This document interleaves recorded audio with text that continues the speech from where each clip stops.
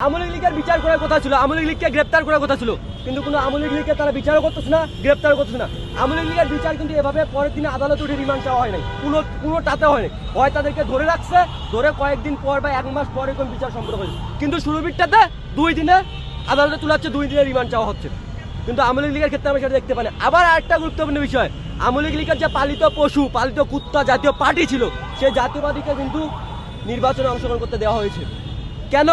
আপনারা এতদিন থেকে সম্মুখের অনেক যোদ্ধা সুশীলতা মারাইলেন, যে তাদেরকে আমরা টকশোতে বলতেছেন, বিভিন্ন মিডিয়াতে গিয়ে বলতেছেন যে তাদেরকে আমরা নির্বাচন করতে দেব না, কিন্তু আপনারা নির্বাচন করতে দিচ্ছেন।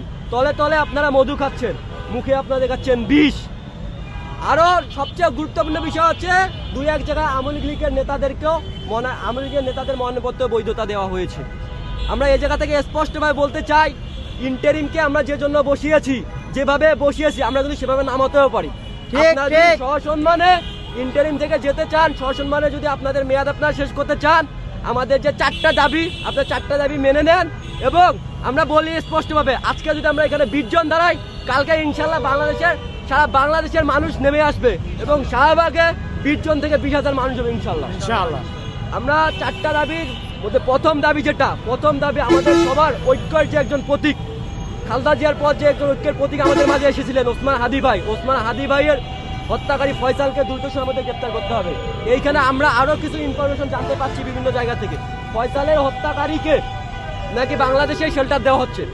তার মানে আমরা ধরে নিতে পারি এখানে বাংলাদেশের রাষ্ট্র কোনো না কোনোভাবে জড়িত আছে। ঠিক এই জায়গা থেকে আমরা বলতে চাই, যারাই জড়িত থাকেন, হাদি ভাইয়ের হত্যার বিচার না করে আমরা রাজপথ থেকে নড়তেছি না। এতে যদি আমাদের সারা জীবন যদি রাজপথে বসে থাকার লাগে, আমরা সারা জীবন রাজপথেই থাকবো, হাদি ভাইয়ের হত্যার বিচার আদায় করেই ছাড়বো। 2, পুলিশ সংস্কার করতে হবে, পুলিশের যে দালালগুলো, আওয়ামী লীগের দালালগুলো এখনো পুলিশে আছে, সেই পুলিশ সংস্কার করতে হবে। 3, আমাদের জুলাই যোদ্ধা যারা আছি, আমরা এখন পর্যন্ত রাজপথে আছি, যারা পোড়ার টেবিলে ফিরে গিয়েছি, তাদের নিরাপত্তা নিশ্চিত করতে হবে। এর জন্য রাষ্ট্রপতিকে হচ্ছে প্রজ্ঞাপন জারি করতে হবে দ্রুত সময়ের মধ্যে। এবং 4, জুলাই যোদ্ধা যাদেরকে হেনস্থা করা হচ্ছে, আমরা একটা দিয়ে স্পষ্ট করে বলি, আপনার জুলাই যোদ্ধাদের ছোট্ট একটা ইস্যু নিয়ে তাকে গ্রেপ্তার করার যে তালবাহানা দেখাচ্ছেন, সেটা থেকে বিরত থাকেন। জুলাই যোদ্ধারা যদি আবার মাঠে নামে, তাহলে এই পুলিশকে আমরা কিভাবে সংস্কার করলে আমরা করে দেখাবো।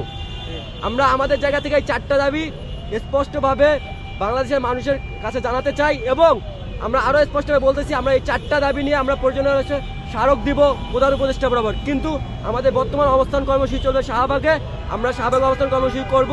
এবং আমরা আপনাদের মাধ্যমে সবাইকে আহ্বান জানাতে চাই, সবাই শাহবাগে চলে আসুন। আমরা আমাদের নিরাপত্তার দাবিতে এবং ওসমান হাদি ভাই হত্যার বিচারের দাবিতে আজকে শাহবাগে অবস্থান কর্মসূচি পালন করব। জি, আপনাদের কারো কোনো প্রশ্ন থাকলে। আচ্ছা, আমি মোহাম্মদ সজীব হুসাইন, সাধারণ সম্পাদক দা রেড জুলাই। এবং এখানে আমার সাথে হচ্ছে বিভিন্ন সাধারণ জুলাই যোদ্ধারা অবস্থান করতেছে, এবং আমরা সবাই মিলে, আমাদের আরও হচ্ছে অনেক জুলাই যোদ্ধা আসতেছে। আমরা এখানে ব্লকেট কর্মসূচিতে আমরা কারো হেনস্থা করতে চাই না, আমরা কাউকে হচ্ছে ভোগান্তির মধ্যে ফেলাতে চাই না। আমরা এখানে অবস্থান কর্মসূচি পালন করবো শান্তিপূর্ণভাবে। এবং আমরা একটা জিনিস স্পষ্টভাবে বলতে চাই, আমরা এখানে কোনো মব ক্রিয়েট করতে আসি নাই। আমরা এখান থেকে আমাদের শান্তিপূর্ণভাবে আমরা আমাদের দাবি আদায় করতে এসেছি, আমরা শান্তিপূর্ণভাবে আমাদের অবস্থান কর্মসূচি পালন করবো। আরেকটা জিনিস বারবার হয়ে আসে, আমরা একটা জিনিস আপনাদের মাধ্যমে সবাইকে সতর্ক করতে চাই, দেখেন, আইন আমরা কেউ নিজের হাতে তুলে নিব না। এই জিনিসটা বারবার সামনে আসতেছে, এই জন্য আমি বলে যাই যে আমরা আইন কেউ নিজের হাতে তুলে নেব না। আমরা বিচার আদায় করার জন্য রাজপথে শান্তিপূর্ণভাবে আন্দোলন করবো, কিন্তু কোনো মব ক্রিয়েট করবো না। আপনি একটা জিনিস মনে রাখেন, যারা জুলাই যোদ্ধা বিভিন্নভাবে বিভিন্ন মবে পা দিচ্ছেন, তাদেরকে একটা জিনিস বলি, আপনার যে মবটা ক্রিয়েট করে কারো ক্ষতি সাধন করছেন, আজ আপনার পিছনে মানুষের 10 জন, আজ আপনার সমর্থন আছে, কিন্তু আজ থেকে যখন 5 বছর পর আপনার পিছিয়ে এই লোকগুলো থাকবে না, তখন কিন্তু আপনার নামে ঠিকই মামলা হবে এবং ঠিকই আপনি সেই জেলে যাবেন। তার মানে অন্যের ষড়যন্ত্রে আপনি পা না দিয়ে ন্যায়ের পথে থাকুন, শান্তিপূর্ণভাবে আন্দোলন করুন, শান্তিপূর্ণভাবে যৌক্তিকভাবে আপনি দাবি আদায় করেন, এবং মবে কেউ পা দিবেন না। আমি সবাইকে জানাতে চাই যে মব সৃষ্টি করে কারো কোনো ক্ষতি সাধন করবে, কারণ বাংলাদেশের প্রতিটা সম্পদ বাংলাদেশের সবার, এবং এই সম্পদকে আমাদের রক্ষা করতে হবে। আমরা শান্তিপূর্ণভাবে আমাদের আন্দোলন করব, এবং আমরা সবাইকে আহ্বান জানাই, সবাই শাহবাগে আসুন, আমরা আমাদের শান্তিপূর্ণভাবে আমাদের অবস্থান কর্মসূচি পালন করবো, এবং আমরা আমাদের নিরাপত্তা আদায় করেই ছাড়ব।